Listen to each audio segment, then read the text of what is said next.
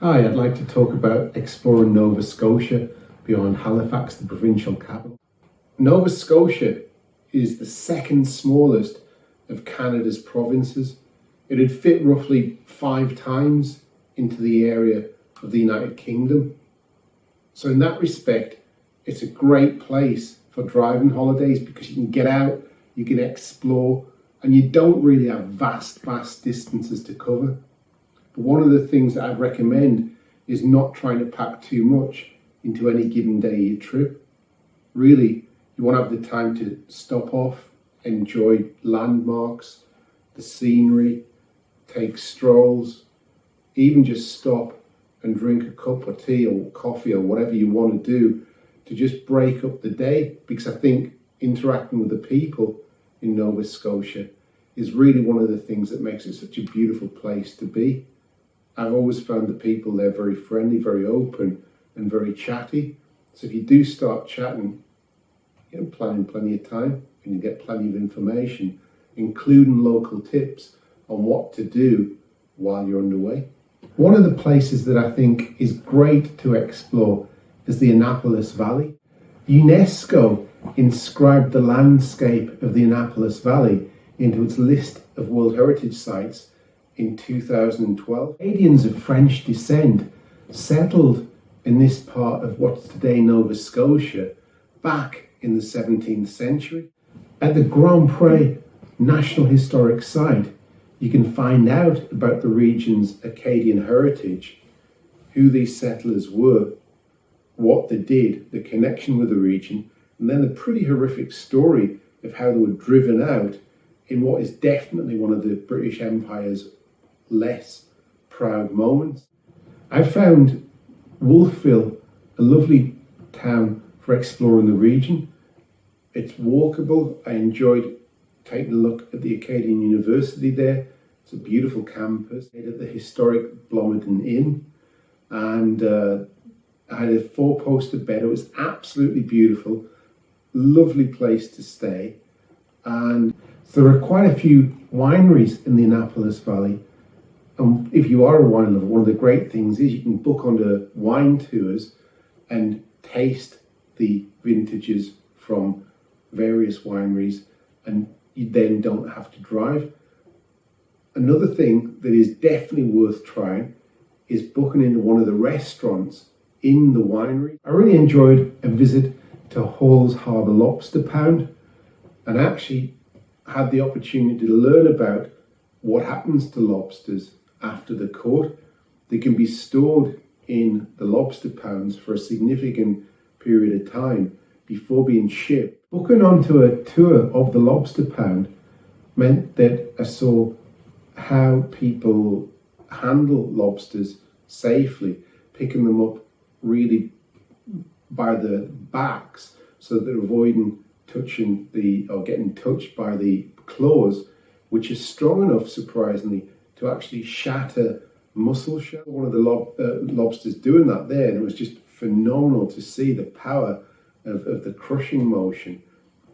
So to get to see that and to learn about the lobsters, and also some of the challenges faced by the lobster fisher people, that was genuinely fascinating. Hall's Harbour, it opens up onto the Bay of Fundy, which has the world's highest average tides, and it's remarkable to see just how the harbour empties out of water almost entirely, so that the boats that are left there when the tide goes out, they're actually on the floor of the harbour.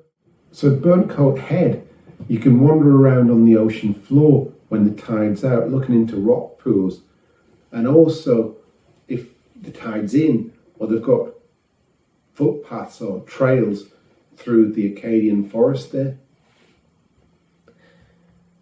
So Joggin's Fossil Cliffs was inscribed as a UNESCO World Heritage Site in 2008 because the area reveals so much information about the era of prehistory that we now know as the Coal Age or Carboniferous era. If I was to say Long Island, I think most people would think of New York, but there's actually a Long Island in Nova Scotia, and you can take a ferry to it, really short ferry ride from Tiverton. One of the really phenomenal things that I did when I was over in Nova Scotia, I went out on a Zodiac boat, so an inflatable boat with a really powerful engine on it, and that was part of Ocean Exploration's Zodiac whale watching cruise, led by a guy called Tom Godwin, and he's an incredibly knowledgeable fella about the life cycle, nature, and challenges that face whales. And being out with Tom on his boat, it was just such a great experience. Simply zipping across the Bay of Fundy's surface in the Zodiac, that was thrilling in itself, because you could really feel the power of the engines. And while we were moving out onto the Bay of Fundy, I remember looking up and taking some really nice pictures of the cliffs and the landscape. But when we were out there, got some incredible views of humpback whales. One of the calmest and most relaxing places that I can think of is Blue Rocks in Nova Scotia. It's just a short distance from the popular UNESCO World Heritage Site town of Lunenburg. But Blue Rocks, it's still a working fishing village, but it's got really a rustic look that is incredible. There are old fishing shacks that are out on the water, boats tied up, and it's for a long time, for multiple generations, been a popular place with artists who go there to paint and photographers. I found it great just to wander around there, and on one of the occasions that I visited, I did so shortly before sundown. The light was absolutely gorgeous, great place to photograph. But because it was a calm day, the reflections were great. It was a real blue sky day, and I got some really good scenery. I can see why it's been so popular with artists and with photographers for so long. So the Fisheries Museum of the Atlantic is down on Lunenburg's waterfront, and it's open from May until October, and it tells the story of fishing in the region, and it is incredibly important to this part of the world. That story includes the tale of the Blue Nose. It was a racing schooner that was built in 1921, and it went on to win the International Fisherman's Trophy.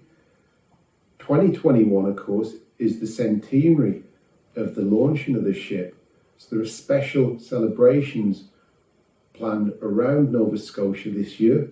So the Blue Nose 2, which is built to the same design, it's going to go from port to port during the summer of 2021.